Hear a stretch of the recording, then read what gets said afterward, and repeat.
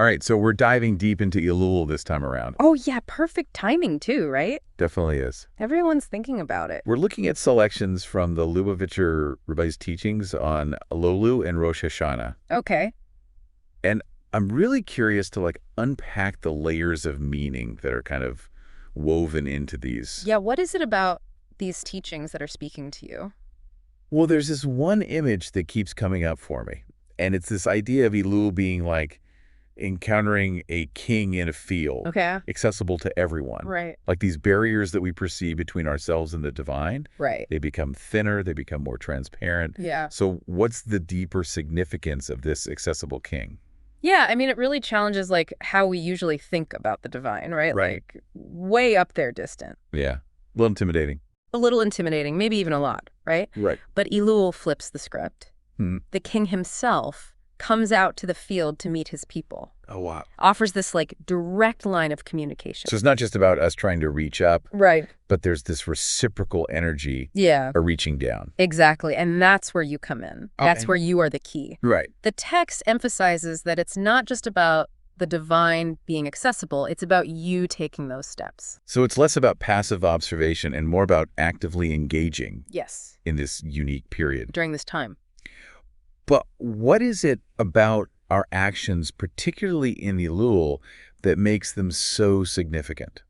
Well, think about it like this. Okay. Like the energy we put out into the world through our actions, our words, even our intentions, it creates this ripple effect. It's not just limited to Elul, but it's amplified during this time. Oh, interesting. More intense. So even those small acts of kindness or moments of sincere prayer, they can have a greater impact. Exactly. Wow, that's powerful. It speaks to this responsibility we each carry. Yeah. And this idea of individual action, it ties into another major theme in these texts, oneness. Right, this phrase, the Lord is one, it appears quite a bit. Right. And it seems to link to the Jewish people being referred to as one nation. Mm-hmm.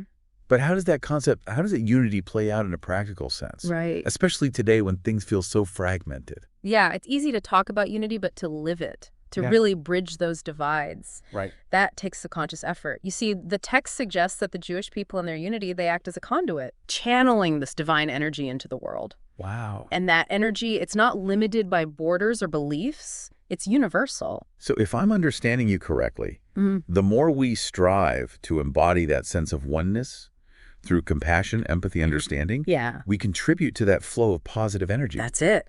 It's like we each hold a thread in this intricate tapestry. Exactly. And each thread is unique. Right. But they're all connected. Yeah. It's a powerful metaphor. It is. For how our individual actions can become something so much greater. It makes me think about how the Rabbi uses this king in the field analogy to explain Sephiro. Okay. These different levels of divine emanation. Yeah. Admittedly, that's one that's always felt a little abstract to me. Well, it's definitely a concept that needs some unpacking. But instead of picturing Sephiro as these distant esoteric forces, think about them as qualities. Like loving kindness, understanding wisdom, qualities we ourselves express. So instead of this rigid layer cake that we often hear it described as, they're more like a reflection. Yeah. These divine attributes are mirrored in our own capacity for love, compassion, understanding. I like that. That's good. And he uses this very accessible image, this king in a field, to illustrate how we can connect with these different attributes with these Sephirot during Elul. Exactly. So it's like each interaction, each act of kindness becomes an opportunity to connect not just with the divine in a general sense, but with these specific qualities. Yeah, these aspects of something much greater. It's about recognizing that potential for connection in every moment.